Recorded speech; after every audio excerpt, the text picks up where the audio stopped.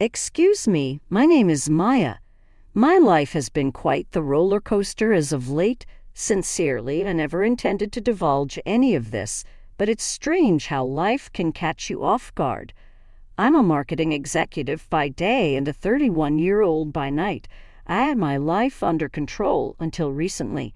My undergraduate sweetheart, Paul, and I were married a little over a year ago. We were elated and thought the world was our oyster. The wonderful news that I was pregnant came not long after we tied the knot. We were ecstatic because this was our secret. I finally lost control of my enthusiasm one night. "Can you believe it?" I said, Paul, as I turned to him. "We're expecting a child." My excitement was almost overwhelming. Paul embraced me tightly, his eyes beaming with joy. He smiled and replied, "I know, Maya, it's amazing. But bear in mind that it is best to remain silent until after the first trimester." He urged me to use caution in a measured and considerate manner, and I nodded in agreement. In particular, being around Paul's family made it much more difficult than I had anticipated to keep this enormous secret. But that's an entirely separate matter when it comes to Paul's relatives. It is my mother-in-law, Janet. She's kind, but she's a little much at times. Even now, Janet handles Paul as if he were a little child who requires her guidance and attention all the time. Then there's Jason, Paul's dad, who isn't very talkative and stays out of family drama. Paul is also one of two brothers. Frequently, Emma, his sister, treats me as though I were her rival. These expressions on her face make it seem like I've taken something from her. As if I don't exist, Paul's brother Jacob hardly acknowledges my presence while we speak. In a word, family reunions aren't always easy. Consider the lunch from last Wednesday as an example. While Janet and I were getting ready, Paul's shirt had a tiny wrinkle that she spotted right away. "Paul, darling, your shirt is creased. Maris, don't you know how to use an iron?" she inquired, her tone cutting to the point where I looked downcast. A surge of annoyance washed over me, but I remained composed. "I'll make sure to check next time, Janet," I responded, putting on an act for the sake of politeness. Emma then leaped in as if that weren't bad enough. "Oh, Maya, there's no need to fret over it. Not everyone's destined to be a stay-at-home mom," she cheekily mentioned. My heart rate was increasing, but I repressed the want to show them how much their remarks upset me. That night, I contacted Angela, my best friend, to talk things out. The thought of Janet making another sarcastic remark about my housekeeping made me moan. The phone was ringing with Angela's laughing. "My darling, you with Paul?" Not his mom. In an effort to lighten the tone, she responded, "Just tell her to back off." If only it were that easy, I moaned. I would rather not escalate the situation because Paul despises arguments. However, dealing with this can be quite challenging at times. No matter what happens, I will always love Paul and do my best to fix our relationship. However, at the moment, I'm trying to manage the unexpected family dynamics while also being a wife, a prospective mother, and just myself. All the expectations that others have of me are making me feel like I can't breathe. Constantly, my friend Angela offers a level-headed perspective. I should stand up for myself. "Maya, especially now that you're having a baby," she informed me. I was sick to my stomach at the idea of speaking out, even though I knew she was right. However, I'll admit that morning sickness could have played a role as well.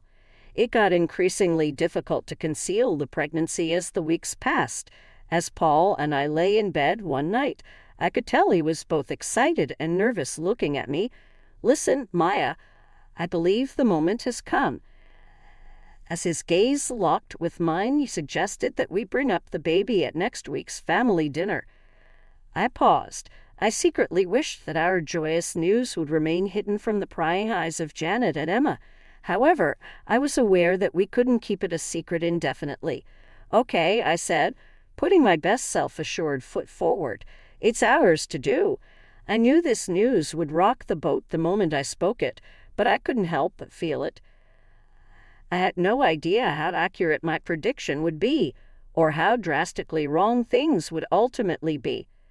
Finally, the day of the family meal arrived, and I was really terrified. With the hope of impressing Janet, I spent hours in the kitchen, even though I realized it was probably all in my head. Indeed, Janet wasted no time getting her thoughts down the moment we took a seat. "Oh my gosh, Maya, the roast is very parched. Did you overlook basting it?" she inquired, her voice a mix of sweetness and bitterness. An artificial grin spread across my face. "I'll remember that for the next time," I murmured, trying to control my anger. "And that dress, is it new?" she said, as if that weren't enough. "It seems a little snug, doesn't it?" My cheeks flushed as her gaze dipped to my waist. At that very moment, Paul coughed. "Actually, Mom, we have some news," he informed her. I felt my heart race as he looked to me for comfort. "Maya and we're having a baby." Everyone responded simultaneously after a short pause. Rarely did Jason, Paul's dad, grin, and Jacob muttered a short congrats. In contrast, Emma appeared as though she had consumed an unpleasant substance. I was taken aback by Janet's reply, though. "Paul, are you sure? How can you be sure that she isn't exaggerating?" Janet spoke with a cold tone. What I was hearing was unbelievable. "Excuse me." My voice quivered as I uttered the words. "It's just convenient timing, isn't it?" Then Janet went on. "Right as Paul's career is taking off." Paul appeared to be truly perplexed. "What are you talking about, Mom?" Emma leaped in with enthusiasm. "Do you recall how Maya insisted on the need of birth control?" Observing the shift with a sense of superiority, she made the comment. I could no longer keep back the flood of charges they leveled at me. "That was over a year ago." "No," I said. "We decided together that we were ready for a family." The joyous occasion, however, had passed. Paul was unsure, as if he were beginning to mistrust something. Her chair made a deafening scrape as Janet abruptly rose to her feet. "Show me the evidence of your pregnancy," she insisted. Her remarks pierced through the celebratory news and lingered in the air. I had no idea that telling this news would put me through a trial, that I would have to demonstrate my joy and honesty. I stood there, more isolated than before. "You want me to prove I'm pregnant." My voice quivered with a mix of disbelief and rage as I repeated, "You want me to take a test right here." Janet lowered her gaze. "Maya, please don't be disrespectful." "Any normal blood test would do," she said with an air of coldness. Seeking Paul's intervention, I hoped he would intervene on my behalf and instruct his mother to desist. However, he appeared conflicted as he glanced between Janet and me. He hesitated before whispering, "Maybe it's not such a bad idea, Maya," in order to put everyone's fears to rest. My spirits plummeted. How on earth could he ever think about it? How could he choose to side with them rather than me? "I can't believe this. I'm leaving," I announced, my voice filled with a blend of anger and despair. The moment I turned to leave, Janet stepped in front of me, preventing me from reaching the door. Her accusatory tone belied her cutting words. "If you walk out that door, we'll all know you're lying." "Get out of my way, Janet," I spoke with a raised voice. But all of a sudden, things began to shift, seemingly in slow motion. Everything transpired in an instant. Janet's outstretched hand shoved me aside. In a last-ditch effort to regain my footing, I faltered. It was too late for Jacob to reach out and grab my arm when I noticed him. My mind was racing as I slid down the steps just as the lights went out. The events of the previous moments brought tears to my eyes as I relived them. The icy look on Janet's face, the arrogant expression on Emma's face, Paul's hesitance, and Jacob's futile effort to grab onto me. I felt a level of betrayal I had never experienced before as thoughts of all this raced through my head. I couldn't help but wonder if my baby was all right as the ambulance raced to the hospital. Is it possible that I will never trust my spouse or his family again, even if everything is fine? As soon as the ambulance pulled up to the hospital, I was whisked away to the emergency department. There were a lot of medical professionals surrounding me, and they were all talking very fast and in a language I didn't know. My sole concern was the safety of my unborn child. As I hoped for positive news, I felt afraid and powerless. I was awakened by the constant beeping of medical monitors after several hours. There was a doctor standing by my side while I lay in bed, and he was smiling softly. "Mrs. Thompson, you ain't dead yet. There is some positive news that I can share with you. You may rest assured that your infant is secure. I promise you two will be okay."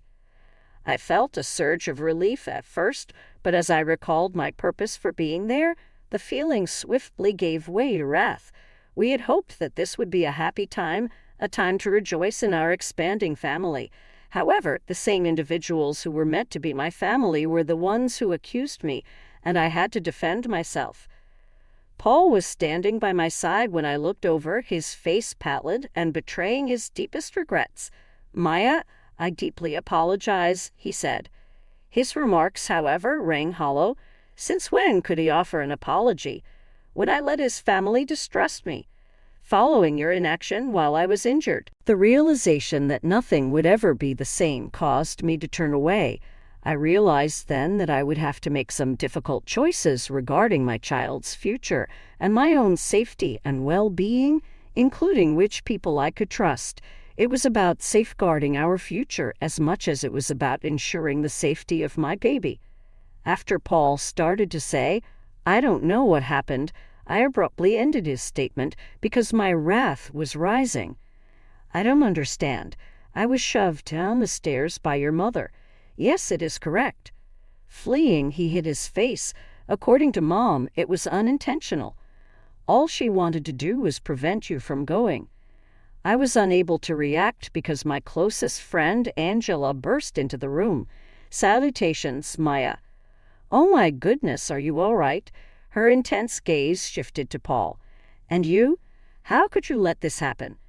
"It wasn't. Not at all." Angela would have none of Paul's stuttering. "Save it," she said angrily, cutting him off. After a moment of silence, Angela turned her voice back to me. "Maya, I am present. Take care of yourself." After giving me a quick glance, Paul left the room to go outside and get some fresh air. I told Angela everything that had transpired the moment he departed. With every syllable, her expression darkened. "They will not be allowed to escape this," she declared with conviction. Everyone in the hallway started talking at that moment. The two women were chatting. To persuade Paul it was an accident. We simply need to do what Janet was saying.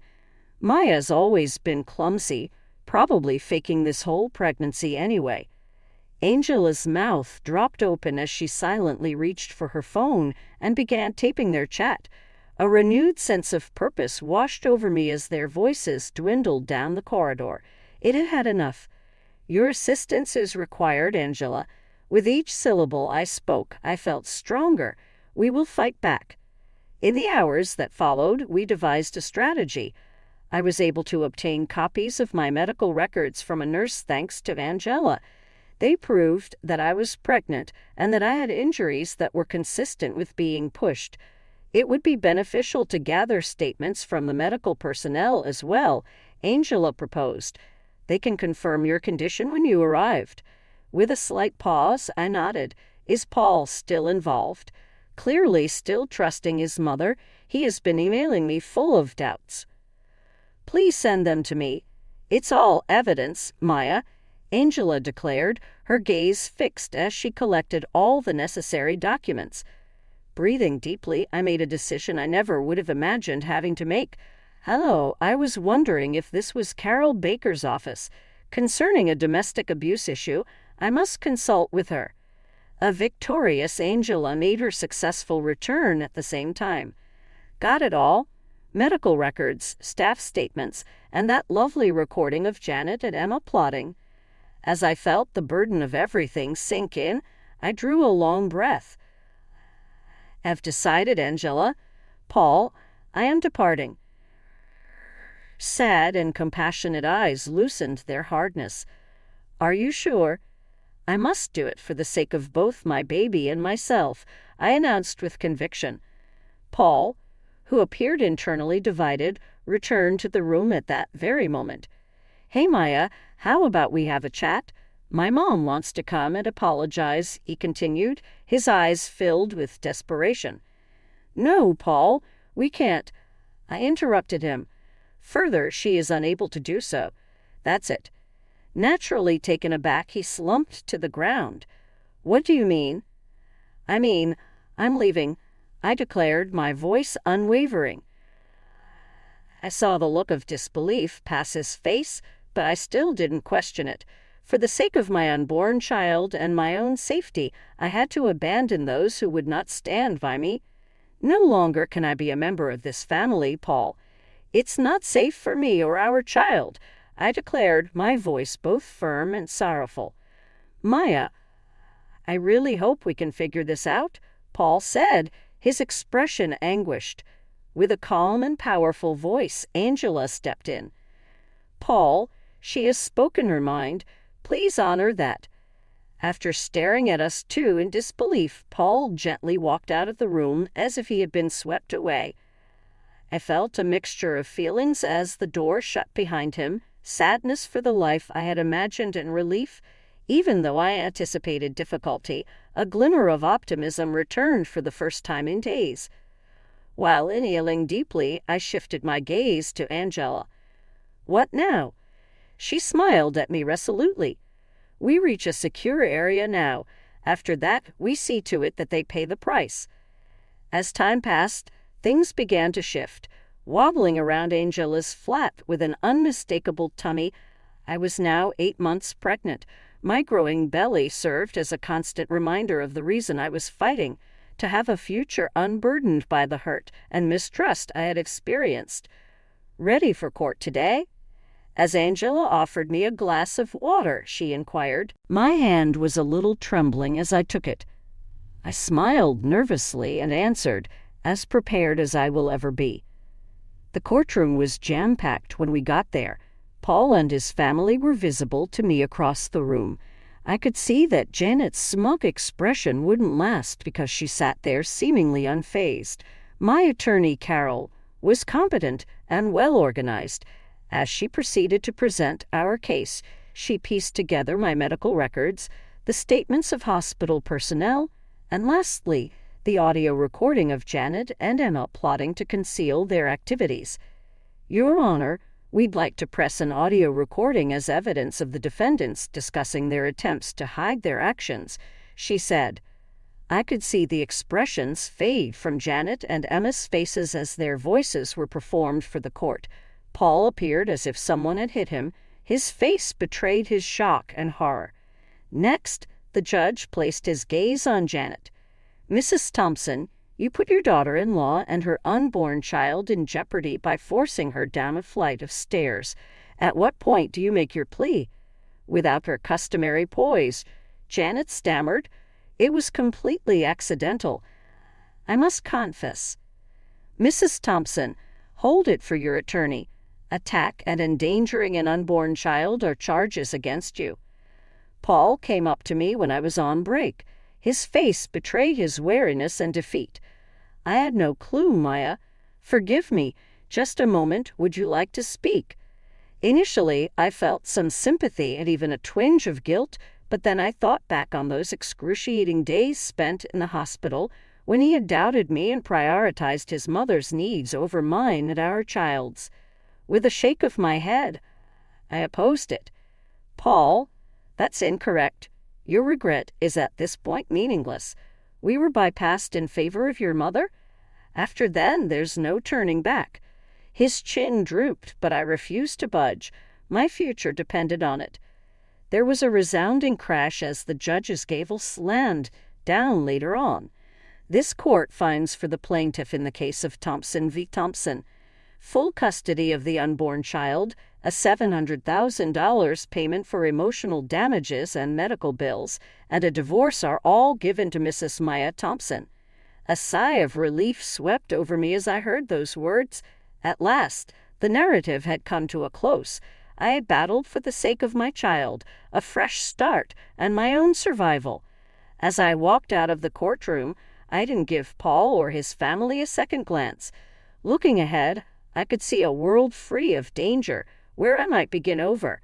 A breath that I had been holding out until now was released, and then it was over. Our victory was secure.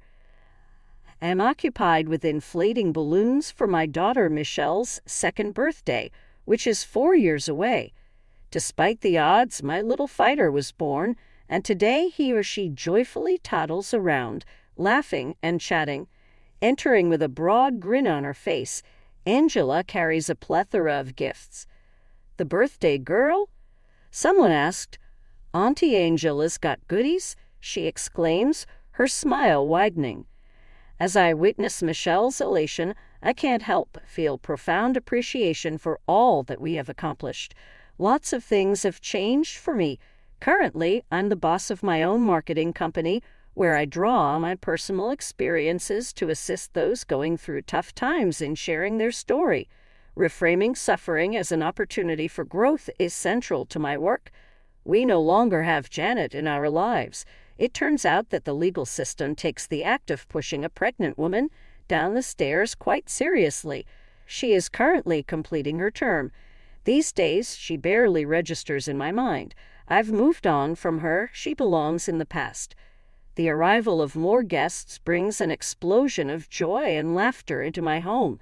These are the ones I've decided to call family now. We are all here to celebrate Michelle's wonderful day with laughter, food, and joy. All around me is love, and I know this is how a family should feel: secure, happy, and supported. I put a slumbering Michelle into bed and say quietly to her as the party comes to a close, "You are my courageous daughter, and I wish you a happy birthday. You have the world, and I have it too." After a long period of turmoil, I finally feel at peace as I kiss her on the forehead. I battled hard for this life, this fresh start.